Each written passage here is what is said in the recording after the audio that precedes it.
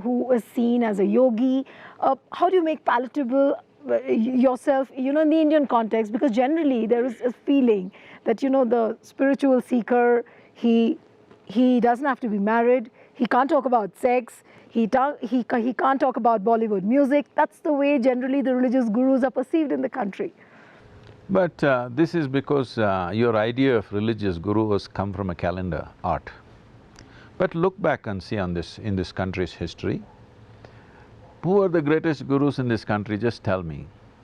You take a Krishna, or you take a Shiva, or you take Agastya Muni, or you take various others.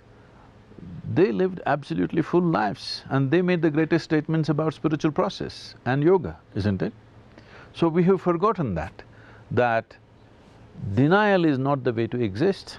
By choice, at a certain stage in your life, you withdraw. See, even if let's say a student is in education, let's say you want to do a PhD, do you go out and party with your friends every day? Do you? No. No. You'll sit up with a book, you sit in a library, you sit in dull spaces, but you're working towards something. Similarly, yogi also at a certain stage in his life, he withdraws into a certain level of focus and sadhana within himself. When that space is over, if he wishes to share, he comes to the world. If he doesn't wish, he just wants to be blissed out by himself, he lives in the mountain.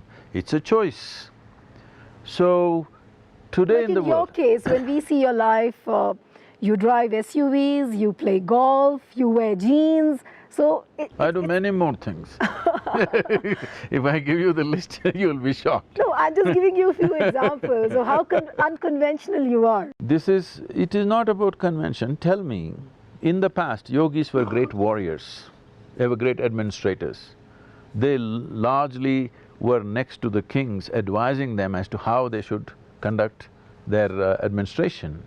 So, where did this idea come from? Because you saw one calendar yogi, calendar image of a yogi, and you think that's how it should be, frozen somewhere in a cave. Yeah, I mean, that's an image which has been straight away lifted from the mythical books and No, go back into the mythical thing and see. Shiva is always dancing, Krishna is dancing, singing, living a life, administration, battles, everything, right? Whoever you think is the highest yogi in the country, just see how they lived. They lived an active, absolutely involved life. For those times. Okay, they didn't drive a car, but everywhere you see Krishna is driving a chariot. Yeah. With what? With 6 horses, okay? But today it's 600 horses, what can I do? Okay, coming to some serious issues which the nation is facing, and This is very serious. Krishna was a good driver. No,